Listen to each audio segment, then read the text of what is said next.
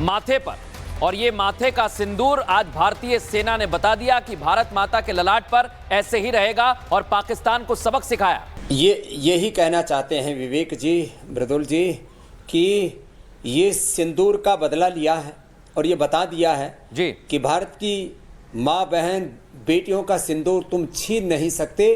कायराना हरकत करके निहत्थे हमारे हिंदुओं पर तुम प्रहार करके, घात लगा करके, और निहत्थों को तुमने जो वहाँ पर जो तबाह किया था, अब तबाही क्या होती है वो तबाही तुम अब देखोगे। इनके उन हुर्रों के पास जो इनका इंतज़ार कर रही है, कुछ को तो पहुँचा दिया। वहाँ के और बहुत सारे जाहिल फौज के कुछ लोग हैं, कुछ ऐसे ही वहाँ के शैतान सेना के भी कुछ ऐसे लोग हैं, उन सब के भी की भी प्रतीक्षा वहाँ पर जहन्नुम में कहो या जन्नत में कहो, हुर्रों के पास हो रही है।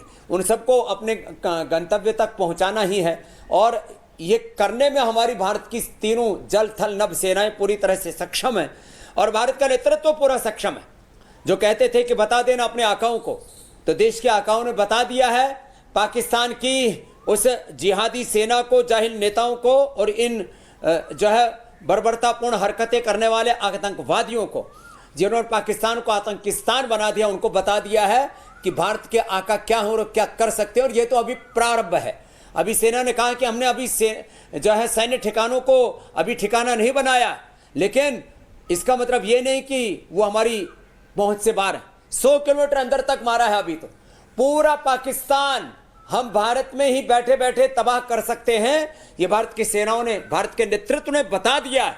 और आगे मुझे लगता है ये पूरा सफाया, अब ये शुद्धिकरण का जो अभियान चला है, जब तक पूरा पीसफुल पाकिस्तान, एक न्यू पाकिस्तान न बन जाए, तब तक ये अब प्रहार जारी रहना चाहिए। क्योंकि सेना ने तो जो ऑपरेशन सिंदूर शुरू किया वो इसी संकल्प के साथ किया, प्रहाराय सन्निहिता युद्धाय विजयाय प्रशिक्षिता। तो ऐसे संकल्प के साथ हमारी सेनाओं ने जो पराक्रम दिखाया है, वो उससे सबको गौरव है। और ये हिंदुस्तानियों को हिंदू मुसलमान में बांट नहीं सकते, क्योंकि हम मानते हैं हमारे पूर्वज एक थे, और हमारी मूल प्रकृति, मूल संस्कृति, मूल वतन हमारा एक है, हमारा संविधान एक है, हमारा डीएनए एक है, हमको कोई अलग नहीं कर सकता। और ये भारत की एकता अब पूरी दुनिया ने देख ली है, और भारत कितना वीर पराक्रमी देश है, भारत की महाशक्ति। अब वर्ल्ड पावर भारत अपने उसने करके दिखा दिया है। अब यूएन जो है वो सिक्योरिटी काउंसिल में स्थायी सदस्य माने अनमान, उसकी भी औकात क्या है, उसको भी वहां पर भी भारत जो है ने अपने झंडे लहरा दिए हैं, और सारी दुनिया भारत के साथ खड़ी है। खास बात यह है इस पूरे कायराना हमला जो उन्होंने पहलगाम में पाकिस्तान के आतंकवादियों ने किया था, और वहां की सेना ने और वहां की सरकार ने जिसको जो है पीछे से सपोर्ट किया था, उस सारे स्रोतों को अब खत्म करके भारत दम लेगा। बिल्कुल बाबा रामदेव, जैसा आपने कहा कि समूचे पाकिस्तान का सर्वनाश होगा अगर अब हिमाकत पाकिस्तान ने कोई की तो। भारत ने पहलगाम हमले का बदला लिया ऑपरेशन सिंदूर से, और आपने जैसा कहा कि ये अखंड भारत है, इसे तोड़ने की कोशिश करोगे तो ऐसे ही राख हो जाओगे। लेकिन अब भारत ने यह भी बता दिया है कि इस बदले के बाद भी अगर तुमने कोई हिमाकत की तो उसका अंजाम अब सोच से परे होगा। बाबा रामदेव,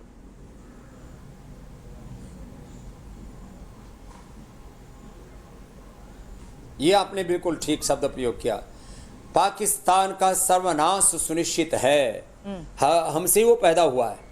लेकिन एक बात कहना चाहता हूँ, वहाँ की बेचारी जो जनता है ना, उसको इतना गरीब, इतना बेबस, लाचार बनाया हुआ। भारत में मिडिल क्लास में करीब 60 करोड़ लोग हैं। मिडिल क्लास में 60 करोड़ भारतीय, जिनके पास में इतना पैसा है जितना अमेरिका वालों के पास में भी नहीं है, ब्रिटेन वालों के पास में भी नहीं है, चाइना और रशिया वालों के पास में भी नहीं है। तो अब जैसे इजराइल के पहले किस्से सुनाए जाते थे ना, अब भारत के किस्से सुनाए जाएंगे। भारत की सेनाओं का पराक्रम पूरी दुनिया में जो है एग्जाम्पल के तौर पर पढ़ाया जाएगा।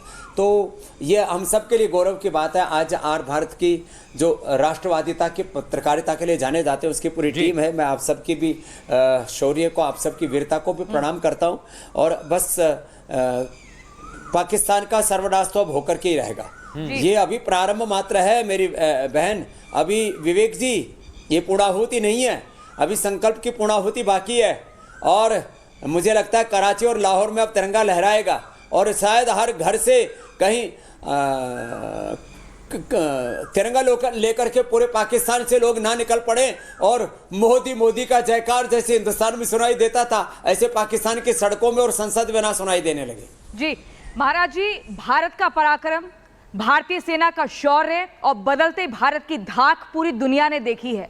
क्या आपने भी ऐसे ही सोचा था कि कुछ ऐसा ही बदला लिया जाएगा उस आतंकिस्तान से जिसने 22 तारीख को कई सिंदूरों को मिटाने का काम किया? ऑपरेशन सिंदूर के तहत उनका सर्वनाश किया गया। और क्या ऐसा ही सोचा था? और पीओके भी अब हमें कैसे लेना है, ये बड़ी चुनौती नहीं है? को पिछले 3 दशकों से जानता हूं। हाँ ठीक कह रहे हैं आप। अब पीओके तो लेना ही पड़ेगा और बलूचों को भी आज़ाद कराना पड़ेगा। देखो हम किसी के ऊपर आधिपत्य नहीं जमाना चाहते, किसी को डोमिनेट नहीं करना चाहते, लेकिन वहाँ जिस तरह से अन्याय हो रहा है पख्तूनों के साथ, बलूचों के साथ, पीओके में, पंजाब और सिंध में भी बहुत बुरी हालत है। मैंने कहा ना, पूरा देश को दरिद्र बना के रखा हुआ है, भिखमंगा बना करके रखा हुआ है। ना वहाँ हेल्थ है, ना एजुकेशन है, न लोगों की ज़िंदगी में खुशहाली है। बहुत बदहाली में जो पाकिस्तान जी रहा है। तो मैं कह रहा था कि मैंने देखा है मोदी साहब को बहुत नज़दीकी से पिछले 3 दशकों में, 2-2.5 दशकों में मैंने देखा है आदरणीय राजनाथ जी को, आदरणीय अमित शाह जी को भी। इसलिए मुझे तो कोई शंका नहीं थी, लेकिन मैं इस अटैक से पहले कुछ इसलिए नहीं बोलना चाहता था क्योंकि नहीं तो लोग कहेंगे देखो बाबा जी ने तो ये ऐसे कह दिया था। बस इतना था कि भारत के नेतृत्व पर हमें विश्वास था, है और आगे भी रहेगा। और जिन राजनीतिक पार्टियों में कुछ फिदायनी लोग हैं ना, आत्मघाती लोग, सुसाइडल बम्बर्स बैठे हुए हैं, अब उनका भी मोक्ष हो जाएगा। या तो उन राजनीतिक पार्टियों का ही मोक्ष हो जाएगा, नहीं तो उन राजनेताओं का मोक्ष हो जाएगा। इस पूरे कालखंड में सबसे ज़्यादा समझदारी का काम असुद्दीन ओवैसी, उसका नाम लेते ना हमारा खून खोने लगता था, लेकिन पहली बार मन को संतोष है कि अब राष्ट्रवादी मुसलमानों का एक मुखर चेहरा बन चुका है। तो मुझे लगता है अब एक नए हिंदुस्तान की राजनीति की भी नई नजीर लिखी जानी है मेरे भाई विवेक जी, मेरी बहनों। बाबा जी, आपने शुरुआत में कहा कि, और हमने भी देखा 22 अप्रैल को जो कुछ हुआ, उसके बाद कहा अपने आकाओं को बता देना, नाम लिया जाकर मोदी को बता देना। जब महिलाओं ने कहा कि हमको भी मार दीजिए, वो चुनौती सिर्फ मोदी के नाम को लेकर नहीं थी, उस चुनौती का बदला पूरा भारत देश ले रहा है, भारत देश ने लिया और हमारी सेना ने लिया।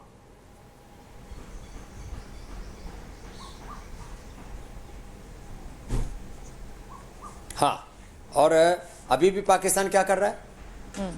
असद जो है, जो क्या है, मसूद अजहर बता रहे क्या, अजहर मसूद, उसका जो जनाजा निकला है उसको पाकिस्तान के झंडे में लपेट के निकाला है। माने अभी भी आतंक को वो सम्मान दे रहा है, आतंकवादियों को राष्ट्रीय सम्मान दे रहा है। लो, अरे जाहिलो, डूब मरो, अब तो कुछ तो शर्म करो। पूरी दुनिया तुम्हारा जनाजा देख रही है कि तुम अभी भी आतंकियों के साथ खड़े हुए हो। तो ये अच्छा है, भारत को प्रमाण मिल रहे हैं।